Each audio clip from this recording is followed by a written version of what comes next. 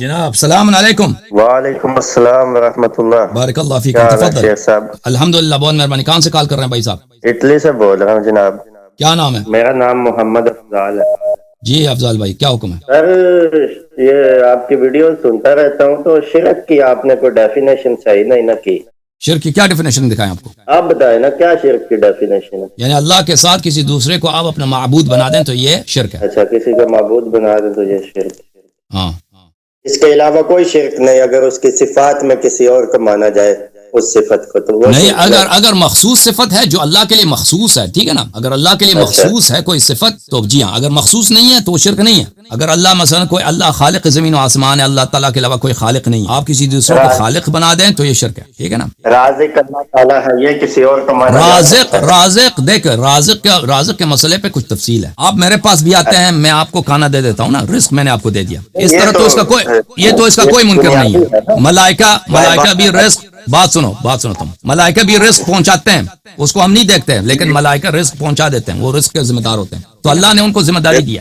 جو ساری کائنات کا رازق ہے, جس کے نعمت سے لوگ پل رہے ہیں وہ اللہ تعالیٰ ہے, لیکن اللہ تعالیٰ کے حکم سے ملائکہ رزق دیتے ہیں. اور اللہ تعالیٰ کے حکم سے اگر کوئی انسان بھی کسی شخص کی مدد کرے, اس کو پیسہ دے دے, کوئی روٹی کا دے دے, تو اس میں کوئی شرک نہیں ہے, ٹھیک ہے نا. یہ رزق کے متعلق ہے. لیکن ہمارا یہ عقیدہ نہیں ہے کہ اہل بیت طاہرین علیہم الصلوۃ والسلام پوری کائنات رزق کی ذمہ داری ان کی ہے. جیسے ملائکہ نا کہ پیچھے بیٹھ کے وہ سب کو رزق پہنچا رہے ہیں, اہل بیت علیہ السلام یہ کام کر رہے ہیں. تو یہ صرف غالی لوگوں کی عقائد ہیں, اور غالی جو ہے سب کفار سے زیادہ نجس ہوتے ہیں. اہل بیت علیہ السلام کی روایات میں غالی جو ہوتا ہے نا وہ یہود سے بھی زیادہ کافر ہوتا ہے, مجوس سے بھی, حتیٰ کہ خارجی سے جو ناصبی ہوتا ہے, دشمن رسول صلی اللہ علیہ وسلم, اہل بیت علیہ السلام کو گالی دیتا ہے, اس سے بھی زیادہ نجس غالی ہوتا ہے. اگر کوئی شخص شیعوں میں رہ کر یہ بات کرے کہ اہل بیت علیہ السلام خالق ہیں اور رازق ہیں, تو وہ اہل بیت علیہ السلام نے متواتر احادیث میں اس بات کو اپنے آپ سے نفی کیا ہے, ان کو لعنت کیا ہے, اور ان کو نواسب سے اور خوارج سے زیادہ نجس کافر قرار دیا, ٹھیک ہے نا. تو وہ ہمارا عقیدہ نہیں ہے. مزید بولیں. نہیں, میرا سوال یہ تھا کہ جو فرشتے رزق پہنچاتے ہیں یا بارشیں برساتے ہیں, کیا ہم ان سے ڈائریکٹلی مانگ سکتے ہیں اللہ کے علاوہ؟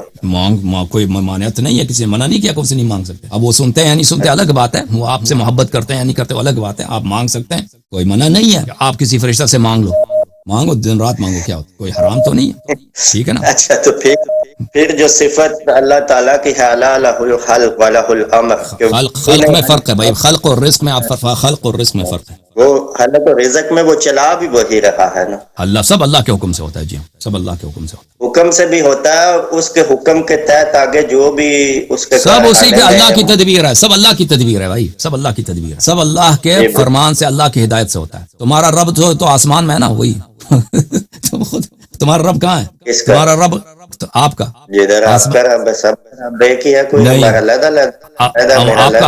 آپ کا جو اللہ ہے اس کی صفات مجھے بتاؤ, کیا وہ آسمان میں ہے؟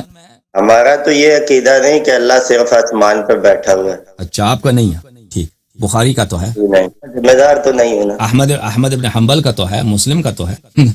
چلے اور مزید کوئی حکم نہیں ہے بھائی, پنچر ہو گئے آپ, مزید کوئی سوال نہیں ہے؟ نہیں, سوال آپ نے کلیئر کیا ہی نہیں. تو سوال کیا بچا آپ کے پاس؟ اٹلی والے سوال واضح کرو تاکہ میں دوسروں کو لے لوں بھائی, اگر تیرے پاس کچھ نہیں ہے. سوال یہی بچا ہے کہ آپ نے فرمایا ہے کہ آپ کسی فرشتے کو بھی پکار سکتے ہیں, مانگ سکتے ہیں. میں نے پوچھا اس کی دلیل دے دیں. میں نے آپ بھائی کل شیء لک مطلق حتی یرد فیہ نہی کی دلیل ہوتی ہے. آپ فرشتے سے آپ کہتے ہیں کہ جواز کی بات کر رہے ہیں نا, ابھی آپ ٹیلی فون پہ مجھے بات کر رہے ہیں یا واٹس ایپ پہ بات کر رہے ہیں, اس کی کوئی حدیث نہیں ہے, کوئی سنت نہیں ہے کہ آپ ٹیلی فون پہ کسی سے بات کر سکتے ہیں, انٹرنیٹ پہ کسی سے بات کر سکتے ہیں. لیکن کیوں یہ جائز ہے؟ اس لیے جائز ہے کہ اس کی کوئی نہیں, اس سے کوئی منع نہیں ہے. آپ کہتے ہیں کہ میں کسی شخص سے, اس شخص کا نام ہے فرشتہ, اس سے مانگ سکتا ہوں. میں نے کہا یہ اس کی کوئی منع نہیں ہے, دن رات مانگوں, میں نے یہ کہا. آپ کہتے ہیں کہ اب میں نے یہ تو نہیں کہا یہ سنت ہے کہ تمہیں مانگنا چاہیے, تم نے جواز کا پوچھا ہے. اگر تم مجھ سے پوچھو کہ کیا یہ سنت ہے کہ میں ٹیلی فون پہ واٹس ایپ پہ بات کروں, میں کہوں گا نہیں یہ سنت نہیں ہے, اس کی کوئی حدیث نہیں ہے. لیکن آپ مجھ سے یہ پوچھو کہ کیا یہ جائز ہے کہ میں ٹیلی فون پہ بات کروں, میں یہ کہوں گا یہ کوئی حرام نہیں ہے آپ ٹیلی فون پہ بات کریں.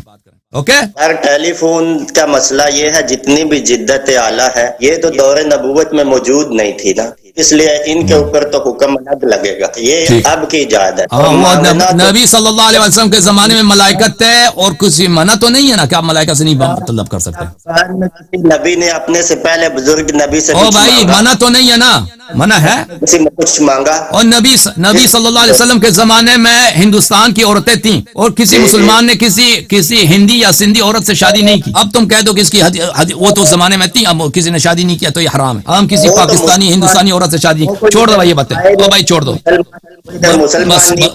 بس کرو ابو بکر کی خلافت پہ بات کرو، چھوڑو اب وقت ضائع نہ کرو، ہمارا وقت ہماری ضائع نہ کرو۔ ہم نے ابو بکر کی خلافت پہ اس کا کیس کھولا ہے، اب کوئی اس مقدمہ لڑنے کے لیے تیار ہے تو آ جائے، بسم اللہ۔